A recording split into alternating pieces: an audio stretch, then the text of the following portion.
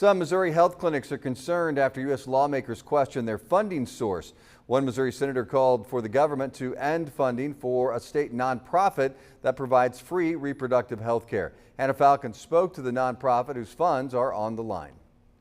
STI tests, condoms, emergency contraceptives. These are some of the things provided for free to Missourians by Beacon Reproductive Health Network. Missouri has a lot of uninsured and underinsured people, and access to the safety net program ensures that anyone, no matter their insurance, their zip code, where they live, that they can access this care. Michelle Trupiano explains the state's only Title X recipient works with a network of 65 clinics across the state to provide reproductive health care, but those funds are constantly at risk. When can you tell me, when are we going to stop funding people like this? I don't think that this kind of entity ought to be getting federal tax money. Senator Josh Hawley questioned U.S. Health Secretary Robert F. Kennedy Jr. about why Beacon was receiving any funding, accusing them of illegally using federal money for abortions and gender transition care for minors. They do more than just refer for abortions. They also proclaim their support for all bodies. They provide gender-affirming care,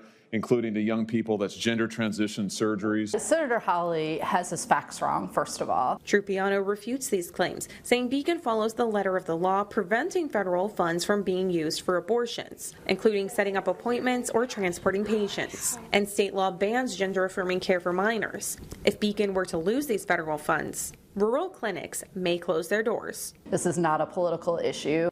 I asked Senator Hawley if he would reconsider his stance on Beacon's funding after they clarified their use of the money. He did not respond to my questions. Reporting in Jefferson City, I'm Hannah Falcon.